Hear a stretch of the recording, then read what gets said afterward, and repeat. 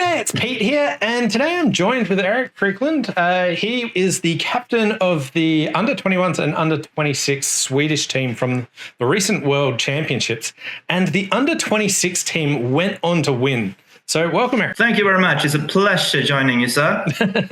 Me and Erik go way back from juniors. We played together, well, against each other, and we caught up at the Worlds there. And Sweden had a sort of fairy tale sort of run in this. There's lots of really close matches, really interesting stuff. So I wanted to just sort of break down their journey and get your insight into some of the hands that they had. But do you want to kick things off by introducing your team? Yeah, sure. As you see on the picture from the podium, from left, we got Castor Mann from Stockholm, the capital of Sweden. Next to him, his partner, Erik Hansson. He lives in Helsinki, Finland, but he's got a Finnish mother and a Swedish father, and he decided to play for Sweden and not Finland, because Finland doesn't always have a junior team, and Sweden had back then. Next to Erik on the back row, we got my coach, the not unfamiliar Mikael Rimstedt. Multiple world champion and Swedish international for ages. He usually partners up with his brother Ola. Next to Micke, Andreas Abragi. We're on the back row now. Andreas is the one with the little fluffy hair. And he's from Stockholm, Sweden. And next to Andreas, I'm standing a little bit in the background, as the captain should. And on the front row, we got Sanna, and in her arms, her daughter Celine. Celine recently turned 4 months, and she was with us in Salsa Maggiore. So it was a little bit special as well to have a fresh mom on the team. It made us have to pick the team and make sure that Sanna get enough rest in order to breastfeed. Next to Sanna, Ivar Liechtenstein, Stockholm, partnering Andreas. They've been going to school together for, 10 years. So they know each other very, very well. And next to him is Alexander Sandin from up north in Östersund. It's a very famous city for cross-country skiing. So Alex partnering Sanna, and that was my team. For the we had 3 days of qualifying, and it was a round robin where you got to play all the other teams. There was 19 matches of 8 boards. You guys did reasonably well in the qualifying. You finished up 6th, but we've got some good hands to jump in. Yeah. I want to start with one where you guys got a bit punished, or a creative bid by the opponents. Do you want to talk through this? Yeah, sure. My players were east, it was Castor Mann, and west, Erik Hansson. The auction was north, who is the main star of this deal, was Harrison Luba of the United States. Very promising player. He passed the north hand, and east opened 1 diamond, which is natural, but it can't be a balanced hand. Swedish style is to open 1 club with 5 diamonds, 3-3-2. I don't know if that's something common in down under. Yeah, I like that style. It's growing in popularity. I wouldn't say it's common, but it's definitely it's not. You destroy your 1 club opening, but your 1 diamond opening is really, really effective. Yeah. 1 diamond, and south decided to bid 3 spades preempted, which is I can live with that. It's a bit heavy, but okay. West passed, and now north knew from the auction that my east player Castor, he must have a take-up double. If he passes now and slow bid this hand, he might get 4 spades doubled. So he decided to pass, which is nothing you should try at home for sure. Nothing you and I would try to convince our students to do. But according to plan, Casterman did double 3 spades because he have seen the junior preempt and partner could easily have a penalty pass. Yeah. And I think doubles is fairly reasonable. Pass and West bid 4 hearts. Nothing strange. Yep. And now North bid 4 spades, according to plan. And now I think this isn't my style really to double again with the East hand. I think you sort of have done your thing when you bid twice on the hand. But I can understand double. Yeah. From a psychological point of view, it's very, very understandable. Yeah. So, like, a few things that I see on this. So, Sure. I love the creativity of North, like walking the dog, trying to get the double there. But yeah, with the sort of heavy 3 spade bid, I think like the main reason that they would consider doing that is that their partner was passed as dealer. So like they know that they're not going to get into trouble. So being a bit stronger there is like totally fine. The follow-up doubles, so like doubling 3 spades I think is totally normal. And then when they bid 4 spades, double of 4 spades, yeah, I agree, it's interesting. I think one of the like psychological things is you just balance them into game and you're like, well, they didn't think they were making it the first time. I've got the ace king. Let's get our extra 50 at least here. Trust them that they would have bid 4 spades initially if they had that, but But not only was making, but they sent it back as well. pass redouble by Harrison Luba. Yeah. So the thing with this hand is that Castor really might have been bid the same way if he were North. So he get to taste his own pills. Yeah. But so and there was nothing in the play really. It was just 10 easy tricks. Yeah. And afterwards, Castor came out to compare, and he said, "We had a full normal first board, -880." Yeah. No, like I love it, and we're going to showcase a lot of the good Swedish scores, but this one was just like creative by the opponents, and you don't always get them. But really interesting hand to kick things off. Yeah, of course. We want to see good bridge, don't we? The next board I want to look at, this is board 22 from the round robin, round 3. Yeah, it was against our future opponents in the quarterfinals, Poland. And my player, who's the star on this board, is West. It's Alexander Sandin. And Sanna Clemensson is East. And you can jump in whenever you like here. Yep. It was passed by East, and South opened a Polish club, which I think is very, very uncommon down under. Yeah. One club is either a weak balanced hand, a weak no, or a strong no, or clubs, or any game forcing hand, really.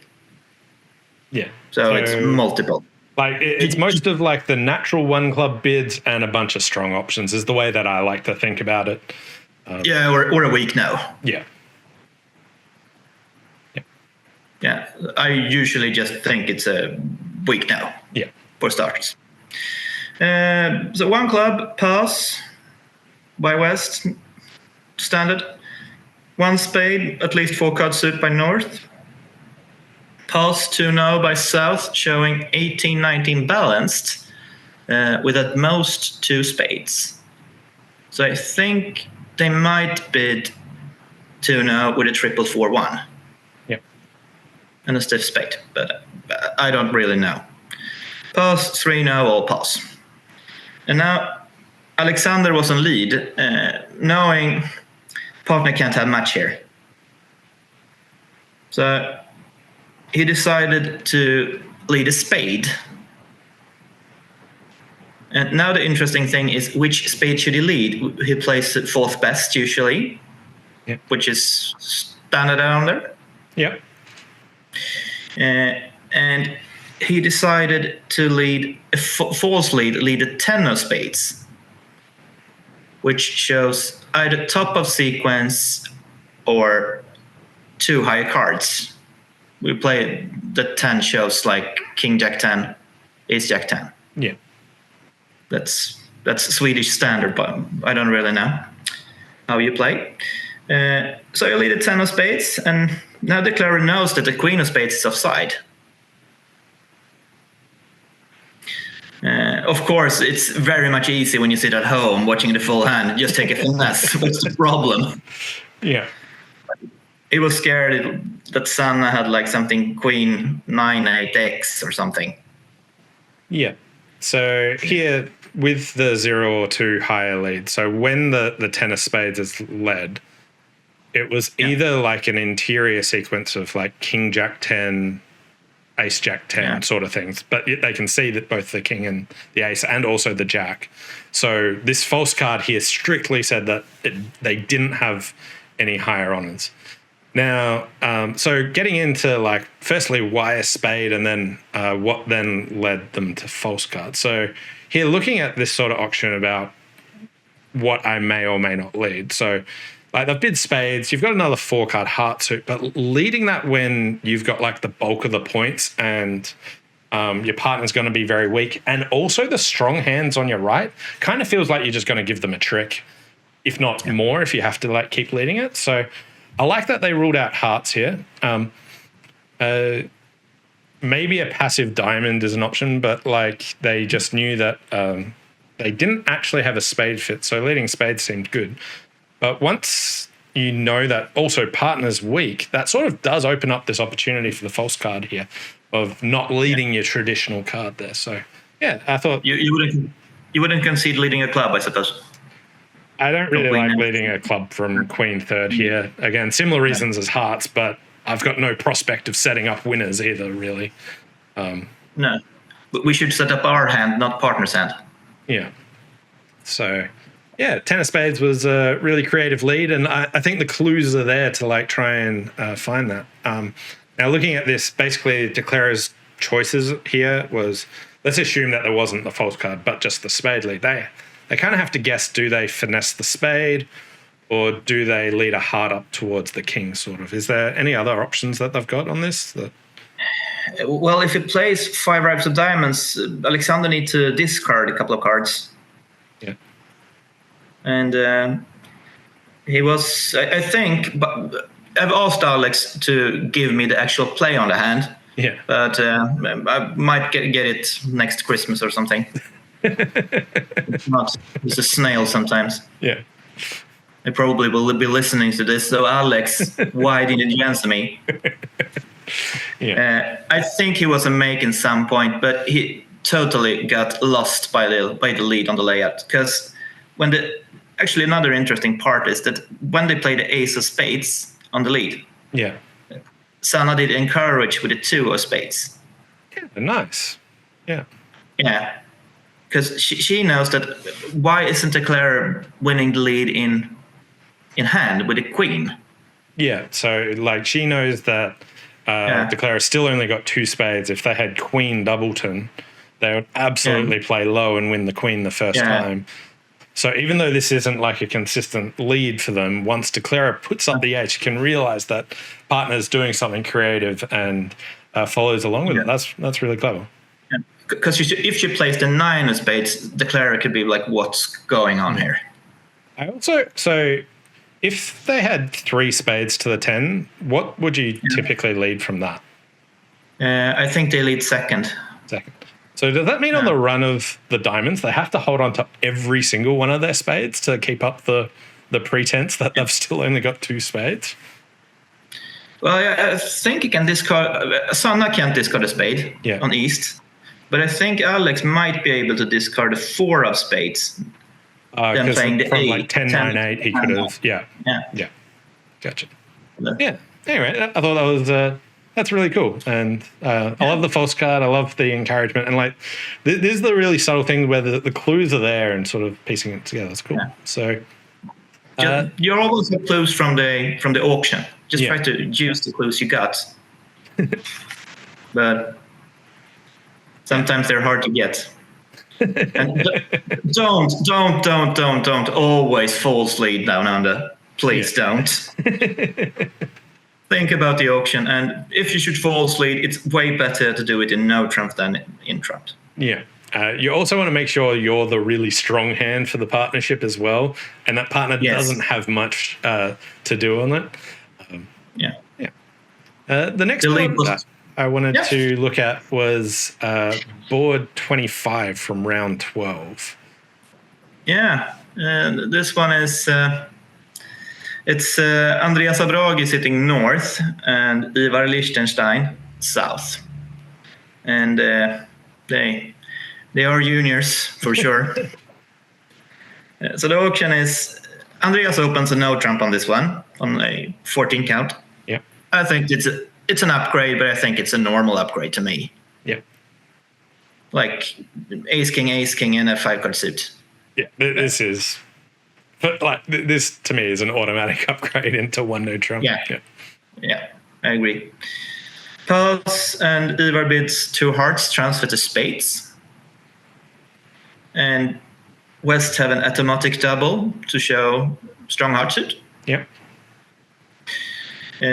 Andreas pass shows no heart stopper it denies a heart stopper if he has support. Yeah. But if he still got 2 spades, he can still have a heart stopper. Yeah. Yep. So he bids 2 hearts only with 3 spades and a heart stopper. Yep. Pass, and Ivar redouble, which shows a thin game try with 5 spades, with no interest in declaring. Yeah. Pass, and now Andreas thought that Ivar had nothing in hearts, and he took a very bold chance to bid game, hoping partner to have the right honors, or like the best for him would have been if Ivar had moved the jack of hearts to the jack of spades. Yeah. Then he would have get totally bingo. And now Andreas was thinking he didn't want to bid he did want to take a chance on game, which is a little bit bold, but I can live with that. But he didn't want to bid 4 hearts transfer because he didn't want to give East an opportunity to make a lead directing double. Yeah. So he bid 4 diamonds, which is transfer for them. And pass and 4 spades. And now West now they are on the thin game, and he's got a 17 count. He just doubled. Yeah. Okay. All pass. This is an extremely uncommon auction. I've never seen it in my life. I have never seen this one either. No, but it was some kind of logic, and it shows really how important it is to be in a partnership where you have discussed so many sequences. Yeah. And I don't think what would you have done over the double? Would you have bid 2 spades with Andreas' hand over the double, or would you? Good question. Like, probably, like, largely I go, I've already upgraded my hand, and I might have like checked out already, but if I'm being honest. But when you think that partner doesn't have heart wastage, so if you had like king, queen, jack to 5 spades, you've got that source of tricks in clubs. You might be able to ruff a heart, sorry. I'll probably still go low on this one, but you're pretty much playing on the partner has 2 cut clubs. Yeah. And the play was ace of hearts, king of hearts. Yeah. And he shifted to West's, the Greek guy shifted to a diamond. Yeah. Ivar won in dummy. And now he needs to to play the trump suits correctly. Yeah. Which is far from obvious. He knows it's very much likely that the ace of spades is offside. Yeah. Why would he otherwise double? And it's a bit hard to play if you play spade to the king. How will you continue now if they play another heart? Now you need to rough and dummy. So he decided to play the 10 of spades and ran the 10 of spades, hoping that East wouldn't cover. Because if East's cover, he needs to choose if he should play for a 4-1 spade break or a 3-2 spade break. Yeah. So like if it went like 10 of spades, jack, king, ace, heart, they'd have to rough, and then they have to choose immediately whether to run the spade or not. Wow. Yeah. And I'm not sure if we would have got it right, but he didn't cover. So it ran 10 of spade ran to the ace, and now it was pretty much game over. Yeah. So with clubs 3-3, that you're all good. Yeah. Yeah. Nice. It was a very lucky board for us, I think. You always need some luck, but yeah. At Imsbridge, bidding games, I've been in far worse games than this. So like, yeah, it did have some play. Yeah. No, and they did well. So yeah, that was good. So these were all from the round robin. Then when you got to the knockouts, things got really, really exciting. So with the knockouts, you played a quarterfinal. You played 4 rounds of 14 boards. Anyway, let's jump in and take a look at a board from the quarterfinals. This was in the second stanza. This is board 25. Here, your team managed to bid a really nice but skinny 3 no trumps. Do you want to talk me through it? Yeah, sure. I think this is an interesting board. North opened a natural diamond, which is 11 counts, fairly standard to me. Yeah. And Andreas Abragi overcalled a spade, totally normal. Pass and Ivar Liechtenstein bid 1-0. Pass. And now it's Andreas' turn to bid. And I think you can join me here for the reasoning.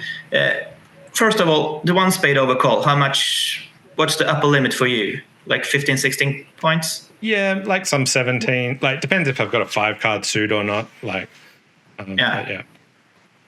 But that makes your 1-0 response is way stronger than it is to an opening bid. Yeah. It's like, I don't know what your limit is, like 8 to 12, something? Yeah.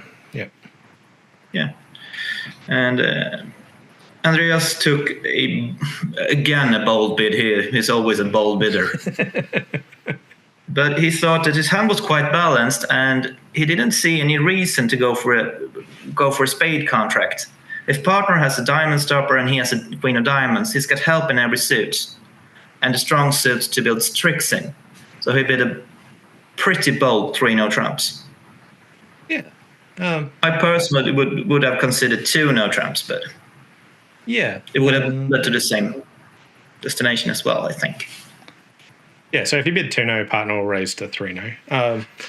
Yeah, I think it's pretty interesting. I like the idea of like choosing no trumps on this rather than going back to spades. So anytime you've got like a solid suit or a running suit, often that takes sort of just as many tricks in no trumps as it does in the suit contract, and doesn't actually look like you need to trump much in this. So if you can just use the spades and just run that long suit, then that's 5 or 6 winners when partner's got the ace. And that's exactly as many as it is in spades as in no trumps. So I really like going for no trumps here. And you can build tricks in either hearts or clubs depending on which suit partner has. Yeah. That's more likely than hearts, I guess. But so on this, did they have to guess which suit to cross over in? So It went like he Jack got of Diamonds lead. Yeah, second, fourth. So he knows the ace of diamonds is in north hand. Yeah. He wins the queen and plays a spade to the ace. Yeah. And now you can count high card points here, can't you? Yeah. But you have to make sure you're not tempted to lead a heart to the queen. Yeah. But can North get an opening hand without having the ace of clubs?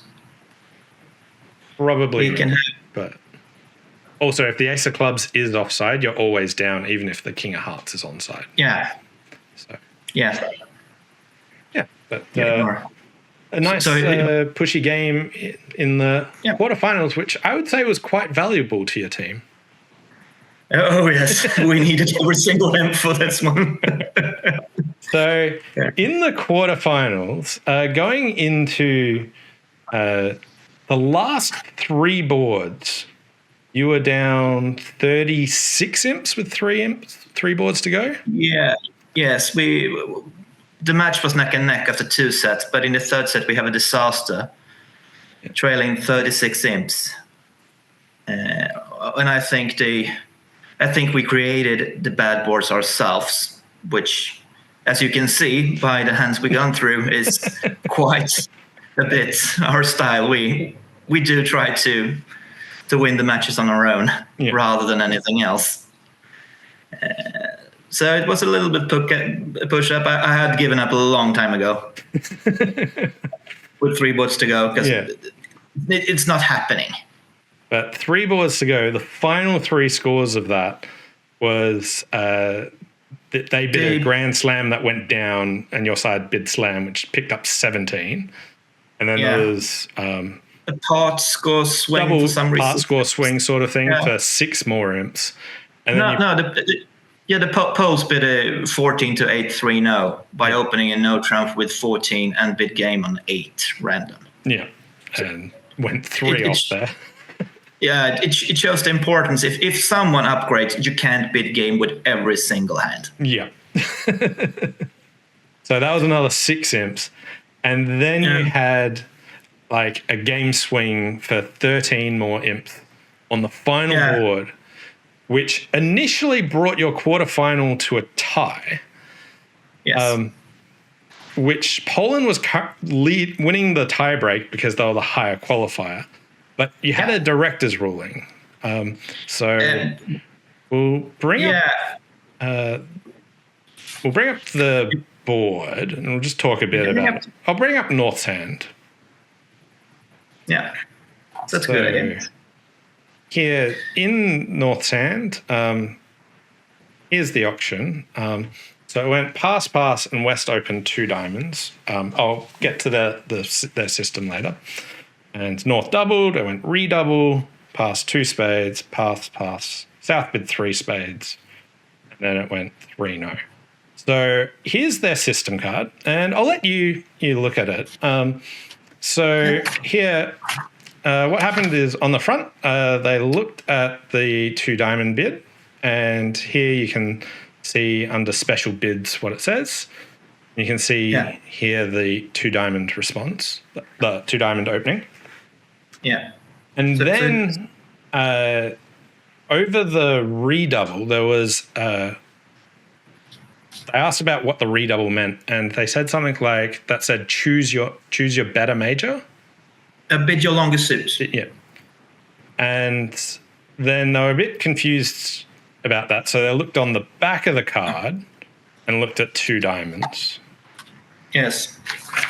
And that looked somewhat similar. But what they missed is if you looked on a bit of a peculiar spot here, is if you look on the back, right on the right-hand side, it's got this 3rd hand opening 2 diamond bid, which is not just a single suitor in one of the majors, not like a normal multi 2 diamonds. It's actually weak with both majors. Or if you looked on the front of the page, when you see 2 diamonds, if you looked a couple of lines lower, it's also got that 3rd hand spot. So the director's ruling was is this system card okay, or did the player do enough to protect themselves? Like, Who was at blame here? Did looking at the system card and reading that part and the other part justify it or not? But do you want to run me through what actually happened? Yeah. It was, you described it very accurate. Sanna, who was my player, Sanna Clemensson, she saw pass 2 diamonds, and she read on the front page. And it said 2 diamonds, non-vulnerable, 3 to 10, high cut points, 5 plus spades or hearts or spades. Vulnerable, 5 to 10, 6 spades, 6 hearts. Yeah, sure. And she turned the convention card, as I do now. Yeah. And she read 2 diamonds, first, second, non-vulnerable, 3, 10, first, second, 5 to 10. If you were Sanna now, would you believe that 2 diamonds is a multi now as a player? Yeah, no, I think that's totally fair to think that's just a multi and just, yeah.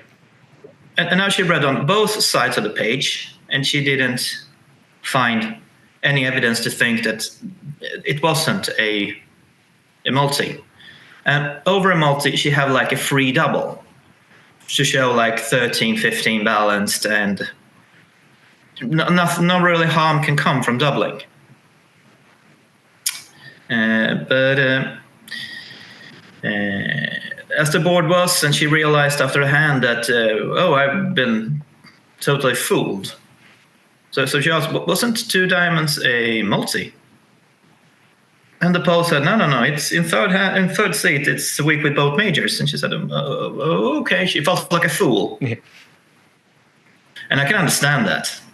And she did play the rest of the set, and after the set, her husband, very much famous Swedish bridge player, Fredrik Nyström, has been on the Swedish Open team since the Stone Age. He said, what happened? And then Sanna explained the board to me and to Fredrik, and Fredrik said, you have a clear case here. You should go and talk to the director. So I brought Sanna and Alex to talk to the Dutch director, Mr. Mark van Bijsterveld. To me, the best director in the world. Yeah, not because I know him, because I think he is. Yeah.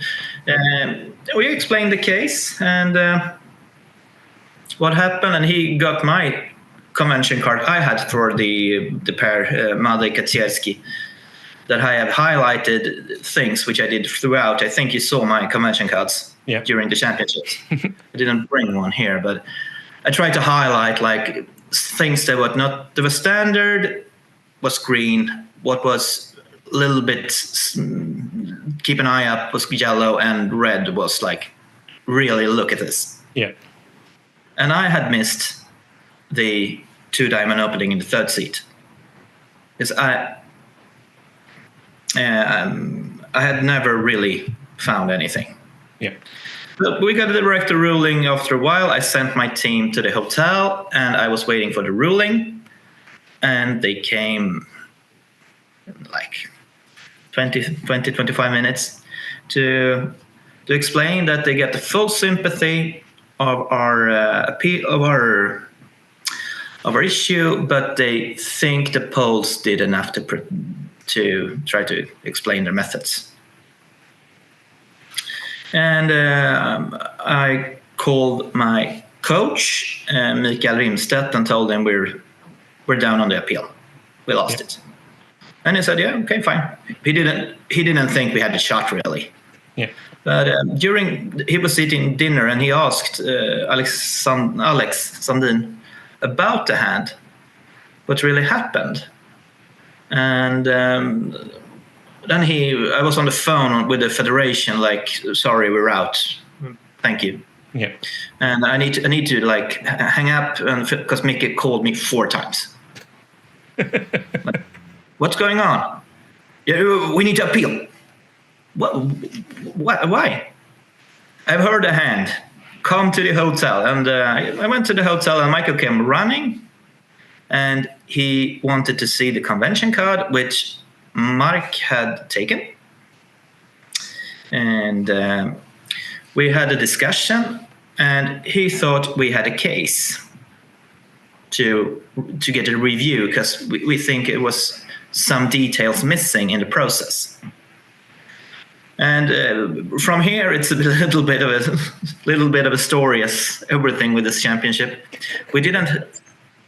I did have Mark van Bijsterveld's phone number, but he didn't pick up. Yeah. So we had to call the Argentinian star player Agustin Madala to get the head director Maurizio Di Sacco's phone number. So Michael called and screamed, "Give me Di Sacco's number now!" And Agustin is a very well-behaved boy. He sent the number immediately. Michael called and said, "We want to review." And they were in the middle of their dinner, and they thought, yeah. What do the Swedes want now? The complaining bastards.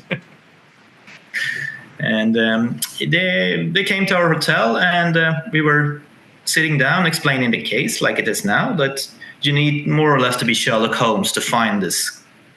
Because no one, I think, would read about the third seat opening on the past hand bidding. Yeah. I don't think you would.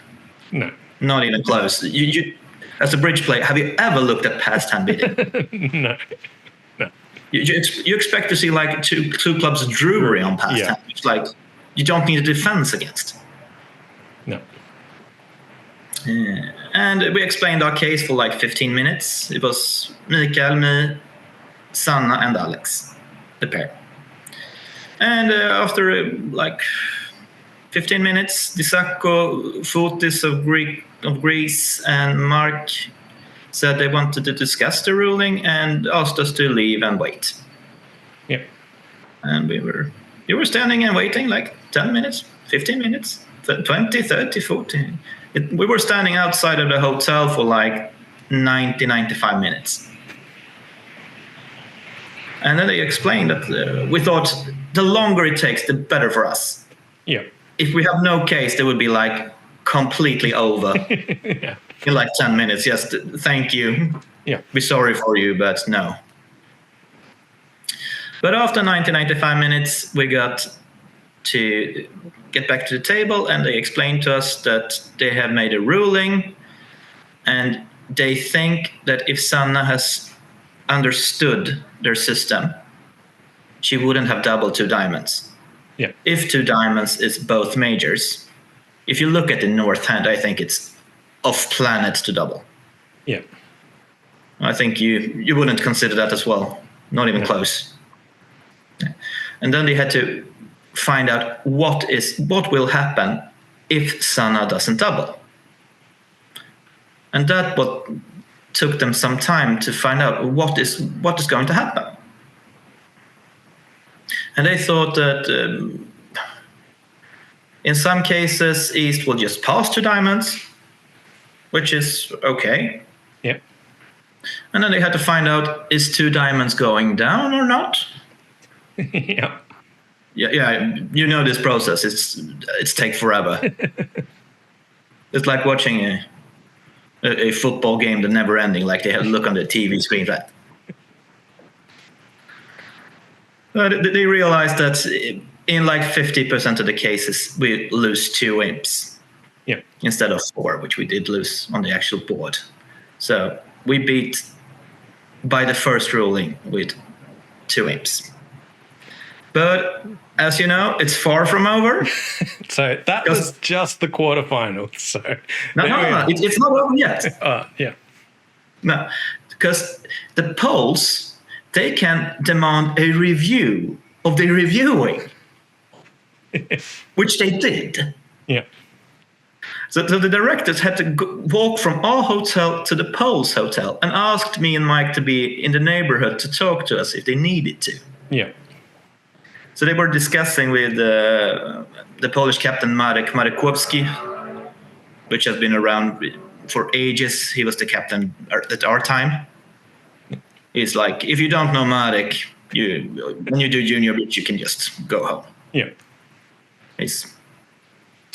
And they talked to the Poles for 45 minutes and came to us and said, if the story you have told is right, because we got cameras on the table. So if we can see that Sanna did what she said, read on the convention card, flipped it over, and read again, we are through.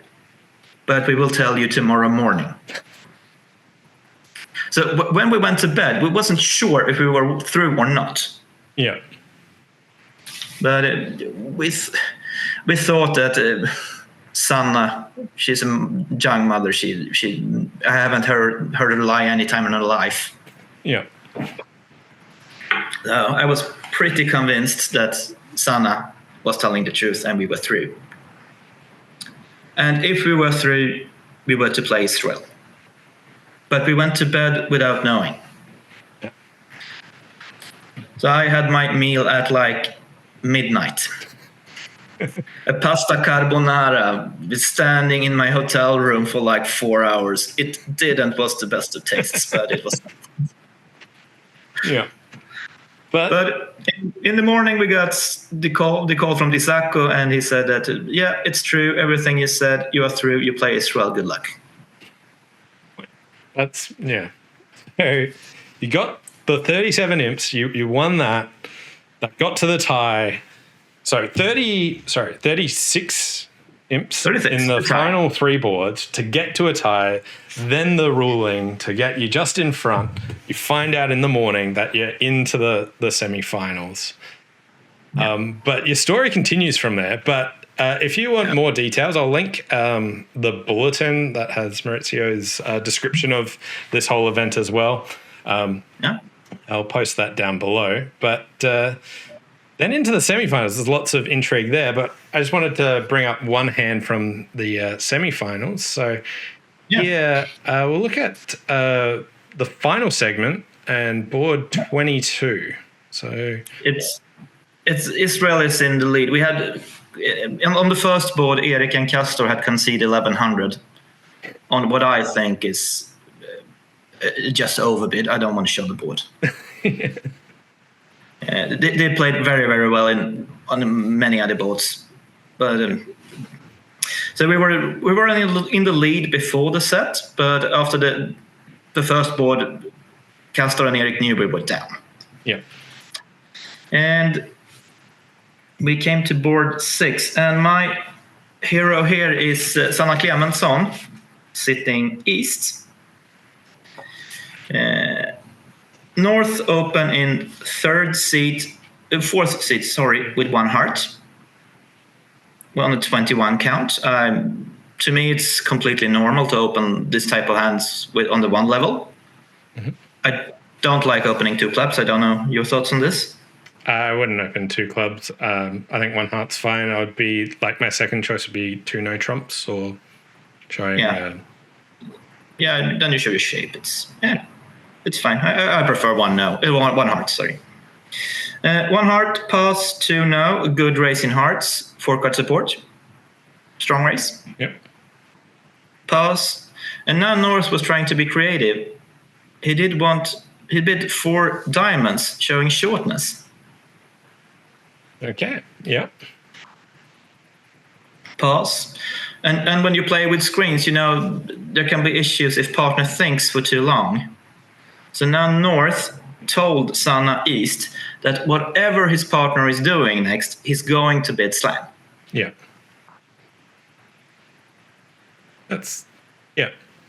Yeah.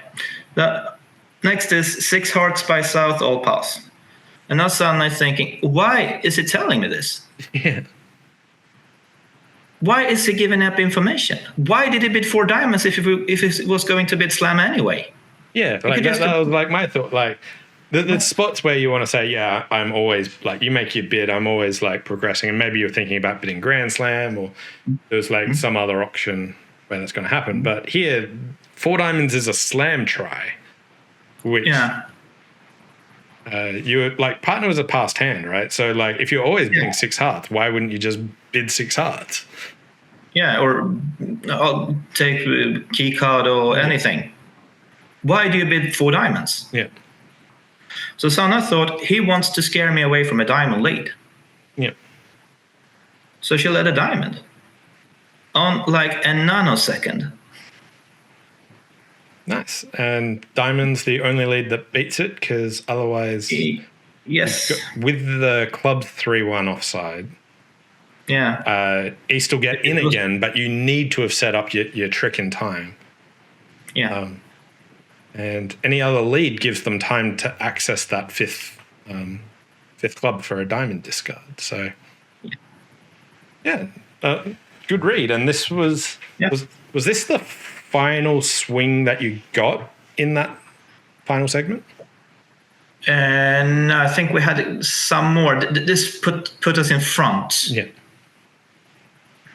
And it was very much a tie. Yeah. So it was a very... You ended up winning your semi-final by 1 imp. 1 imp. 1 imp. Without rulings. No rulings, but no rulings. And that got you into the final.